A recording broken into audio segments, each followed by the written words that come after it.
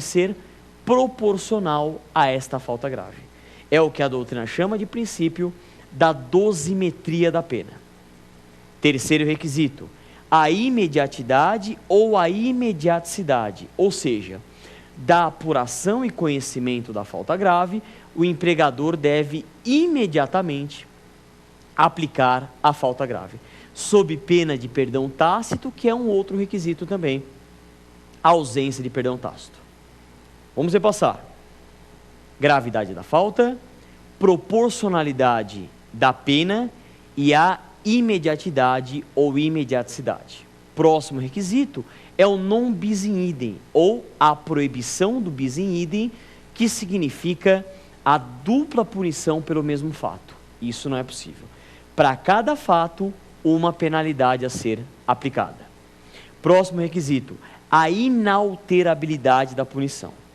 Ou seja, em sendo aplicada uma punição, não pode ter alteração prejudicial, alteração impégios. E com base nesse requisito, um outro requisito também, a vinculação da pena aplicada em relação àquela falta cometida.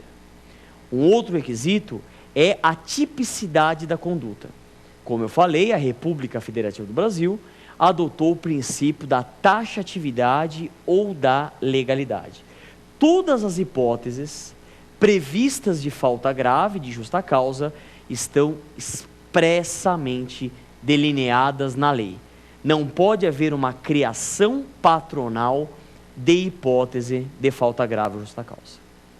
E por fim, que é o que a gente chama de elemento subjetivo da justa causa, é a conduta dolosa ou culposa. Ou seja, o dolo, que é o comportamento intencional, e a culpa em uma das suas três modalidades: imprudência, negligência ou imperícia. Dica: você que está nesse árduo caminho rumo à aprovação, memorize esses requisitos. Eles são muito cobrados e muito importante também se eventualmente você escolher a segunda fase em direito do trabalho no seu exame de ordem. Pensamento positivo, ânimo firme, paciência, perseverança, muita dedicação, fé inabalável em Deus, com certeza você vai atingir os seus objetivos. Próxima pergunta. Professor, a partir de quantas faltas injustificadas fica caracterizado o abandono de emprego? Olha, essa é uma pergunta muito interessante. E é uma dúvida que acredito que você, telespectador, já teve. Quando que um empregado pode ser despedido por justa causa pelo motivo de abandono de emprego? O abandono de emprego, se não é o motivo mais famoso, é, sem dúvida nenhuma, um dos motivos mais conhecidos. Nessa linha de raciocínio, a gente tem que diferenciar o abandono de emprego da desídia. Como assim abandono de emprego da desídia? A desídia significa o desleixo, a falta de atenção, a falta de compromisso com aquele ambiente de trabalho, com as suas obrigações. E a desídia, no primeiro momento, se aproxima em muito com o abandono de emprego. Surgiu essa dúvida, e qual hoje é o entendimento que prevalece? O entendimento que prevalece é que o abandono de emprego somente será caracterizado a partir da 30ª falta injustificada e reiterada. Ou seja, se o empregado ele falta por pelo menos 30 dias consecutivos, de uma forma injustificada, ele vai ser mandado embora por abandono de emprego, caracterizando a justa causa. É uma interpretação que a gente chama de sistemático-teleológica, com base no 472, parágrafo 1º, 474, 853 e súmula 32 do TST. Com base nessa interpretação, que a gente chama de sistemático-teleológica, a partir da 30ª falta injustificada e reiterada, isso caracteriza o abandono de emprego. Faltas reiteradas, mas não contínuas, ensejam a desídia, e isso também leva a despedida por justa causa. Mas a desídia não tem essa continuidade, esses 30 dias consecutivos que a gente verifica no abandono de emprego. Então, a desídia, que é o desleixo, a falta de atenção, são faltas justificadas, injustificadas, reiteradas, mas não contínuas. E o abandono por pelo menos 30 dias consecutivos. Qual é um comportamento patronal? O que o empregador deve fazer para se resguardar de uma eventual reclamação trabalhista, alegando a conversão da despedida por justa causa em despedida sem justa causa? O ideal é a comunicação ao empregado de convocação de retorno ao ambiente de trabalho. Hoje vem prevalecer o entendimento que não é considerada válida a comunicação feita em jornal de grande circulação. Por quê? Porque o empregado ele não tem a obrigação de ler todos os jornais de grande circulação. Ah, mas espera aí. Então, como que o empregador ele vai fazer para caracterizar o abandono de emprego? Ele tem que comunicar ou por telegrama, ou por carta com aviso de recebimento, ou até por notificação extrajudicial. Normalmente a gente dá o conselho assim para o empregador: manda pelo menos uma vez por semana um telegrama, uma carta com AR, com cópia para você, e isso vai consubstanciar, vai caracterizar o abandono de emprego. Ok? Próxima pergunta. Professor Pereira, o assédio moral pode ser considerado falta grave pelo empregador? Olha, essa é uma questão moderna, uma questão que não tem previsão na consolidação das leis do trabalho.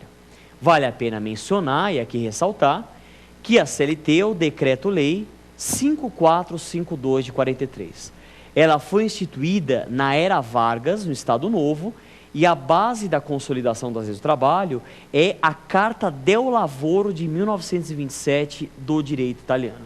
Então temos, sem dúvida nenhuma, um aspecto de fundo do regime corporativista da CLT e, naturalmente, um diploma muito bom, muito elogiado, mas está desatualizado em relação à evolução das relações trabalhistas, à evolução da sociedade moderna.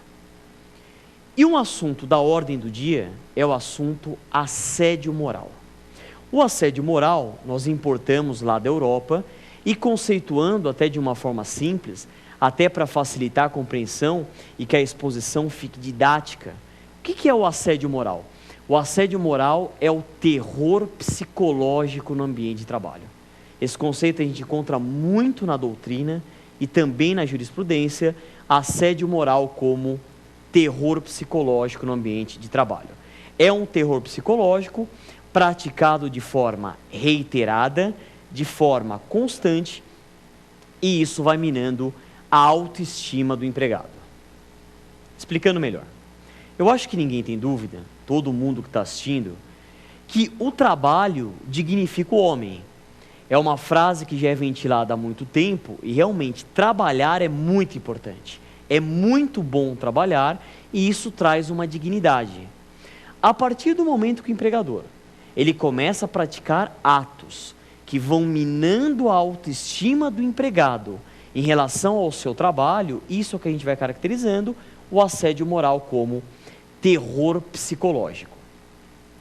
Vamos dar alguns exemplos de assédio moral.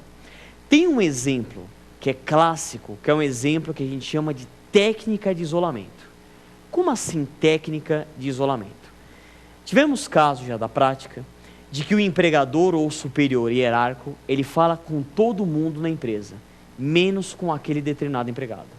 Então, por exemplo, bom dia, passa batido, bom dia. Só se comunica com aquele empregado mediante papel, mediante bilhete. Isola o empregado. Já teve casos de empregado que ele foi isolado para ficar do lado do almoxarifado. Então ele tinha que ficar lá, ele ficava isolado de todo mundo. Teve um outro caso também que chegou no cúmulo do empregador tirar a mesa de trabalho. Então o empregado ele compareceu para trabalhar, não tinha mesa lá para trabalhar. E isso vai caracterizando o assédio moral. E hoje, qual é o entendimento que vem prevalecendo em relação ao assédio moral? Embora não haja previsão legal, e realmente não há, por interpretação sistemática, teleológica, e até por aplicação subsidiária do direito comparado. Hoje é possível a gente aplicar o direito comparado, o direito estrangeiro, o direito alienígena, ao ordenamento jurídico brasileiro.